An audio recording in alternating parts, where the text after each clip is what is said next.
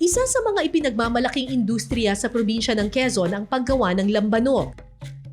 Malawak kasi ang plantasyon ng niyog sa lalawigan. Pero alam nyo ba na bukod sa niyog, pwede ring gamitin sa paggawa ng lambanog ang sasa o nipa palm?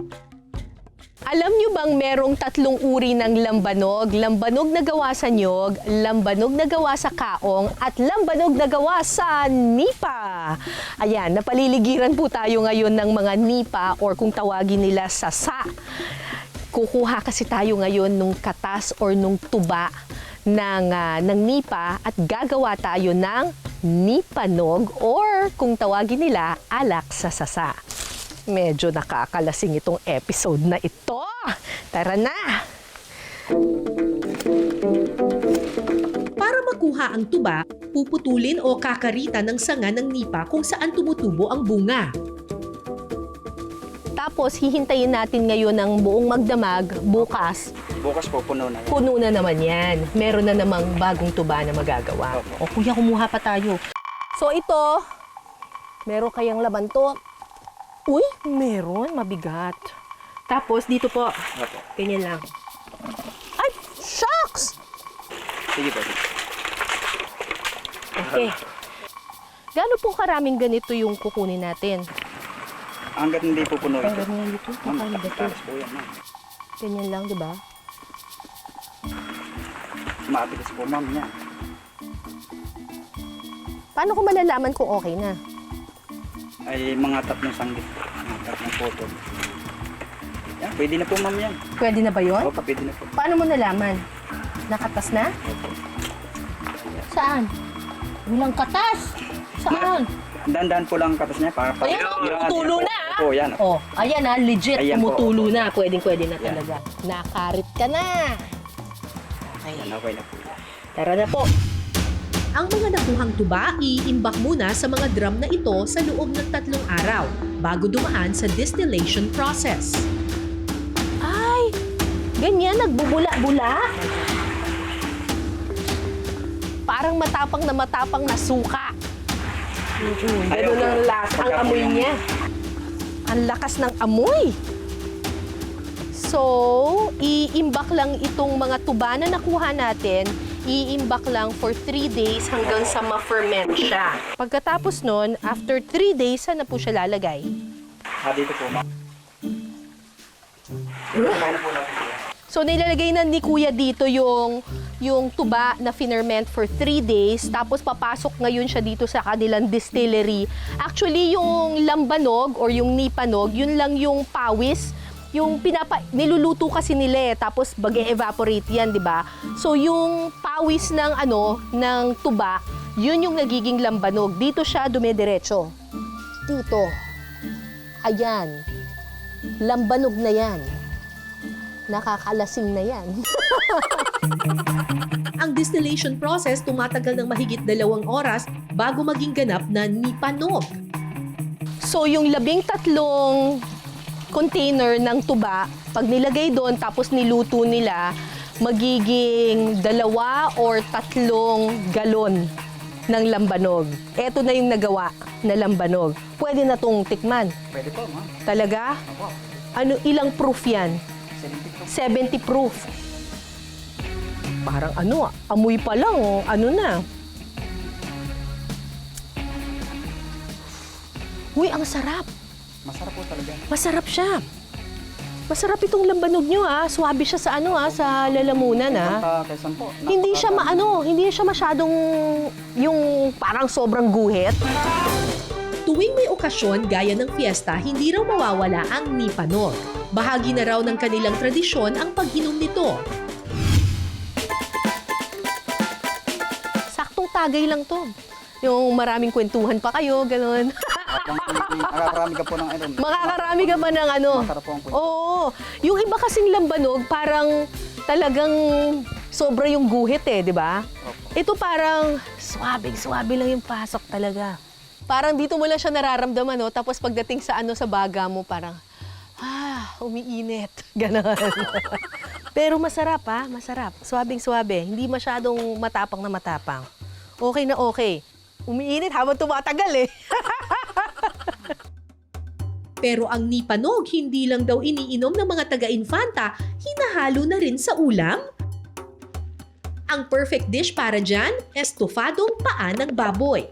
Okay, so nanguha tayo kanina ng nipanog or ng lambanog. Alam nyo ba na hindi lang tinutungga yung lambanog dito, ginagamit din panluto. Tama Yes, ba, ma'am. Kuya Randy? Yes.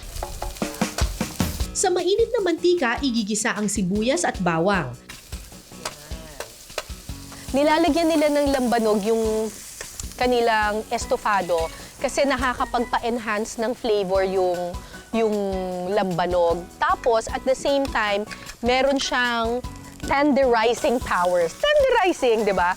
Hindi, alam naman natin na yung lambanog tulad ng iba pang mga uri ng wine, ginagamit talaga ito sa mga ng mga chef dahil nakakapagpalambot siya ng karne. Tapos nakakapag-enhance siya ng flavor. 'Di ba usually yung mga French cooking gumagamit sila ng white wine, 'di ba, or ng red wine dun sa kanilang mga niluluto, minamarinate nila sa wine. Dito sa lambanog. Ilalagay na ang nipanog. Yun. So yan. Ay, naaamoy ko kaagad yung lambanog ah. Tapang ah. Takpan natin. Tatakpan po natin. At saka ito pakukuluin para manuot sa paa ng baboy ang lasa. So, habang pinakukuluan natin doon sa lambanog yung paa ng baboy, gagawa tayo ng sauce. So, ito po ay oyster sauce. Yes, ma'am. Lahat po ay hulog ka na lahat? Hindi ma'am, kalahati lang. Kalahati lang. Yan, ganyan. okay na, ma'am. Pwede na yan. Okay, oyster sauce to. Kasi yung estofado, para siyang may pagka-adobo na matamis, Yes, ano? ma'am. Ihahalo rin sa ginagawang sauce ang toyo, kalamansi at asukal.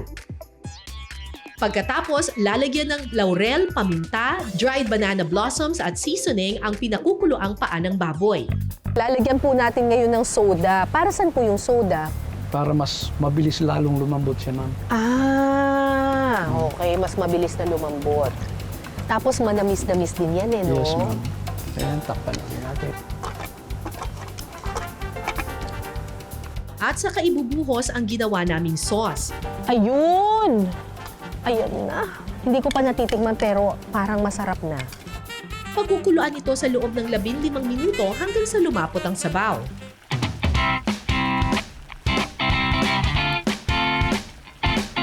Lalagyan ng saging na saba, asukal, siling green at saka pakukuluin ulit. Okay na ito ma'am. Okay na. Sige! Ayan, luto na ang Wow! ating estofado. Pero parang hindi ko na naamoy yung lambanog. Umano na siya Ano ma'am. na siya, no? Ayun. Umalo na sa karne. Okay, patay na natin. Ayan. Makalipas ang ilang minuto, ilabas na ang kanin, luto na ang estofadong paa ng baboy. Sarap. Titingnan ko pa lang, natatakam na ako. So, ang magandang kapartner nito, kanin. Kanin. Tsaka lambanog. Yes ma'am.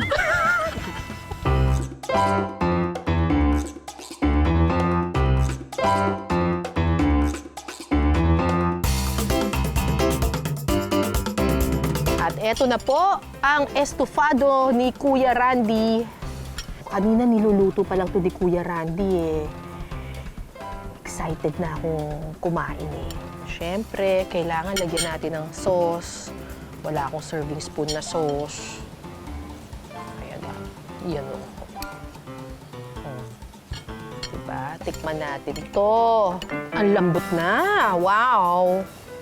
Pinili ko talaga yung may taba-taba ng konti kasi para mas masarap. Diba? Naku naman! Napakasarap. Napakasarap. Ay, nako. Nasa na ba si Kuya Randy? Kakaibiganin ko na talaga si Kuya Randy. Ang sarap! Panalong panalo. Saktong-sakto lang, hindi siya matamis na matamis. Sakto lang yung nag-aagaw yung tamis, yung alat. Tapos may konting-konting hint ng asim dahil dun sa kalamansi. Pero feeling ko dahil sa lambanog din eh. Kasi na-enhance talaga yung flavor ng baboy. Ay. Sarap! Panalo to! Panalo to. Kalain mo, yung lambanog, hindi lang masarap inumin, pwede ring lutuin. Sarap!